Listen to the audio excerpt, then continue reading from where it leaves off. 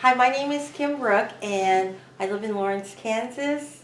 I got started in art because I had tried out many different other subjects in my education process and I always wanted to be an artist. But when I was younger, my father said, no, study engineering. And years later, I decided I'm going back to school for art. And I went into a ceramics program and finished up with a ceramics program. I encourage everyone to kind of really learn all different things, to not be just focused on one subject, to rather see everything around that subject or how what in your daily life applies to the subject that you could be learning. Well, before I did art, or before I became a person would term a full-time artist or anything, I actually worked in the food and beverage industry for almost 3 decades. I always was working, people's dinner parties. I did a lot of catering, worked for different catering companies. I also did these jobs because it allowed me to move around a lot. I could always get a job in a restaurant. And there was time about maybe 18 years where I moved about once a year. I really liked moving, but the reason I stopped moving is because I wasn't building the kind of community that I wanted to build that can really be built over time. I think really that time was important for me because it let me think, what is community?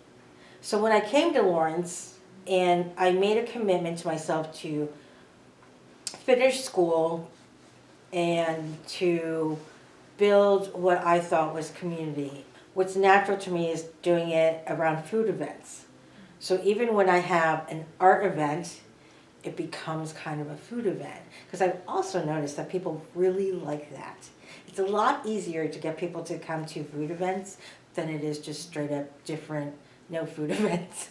My art partner and I have a project called Yarn It Forward, and the medium is yarn, and through it we build community and talk about East Lawrence, or people tell us from the community what they think East Lawrence is, what they want to have.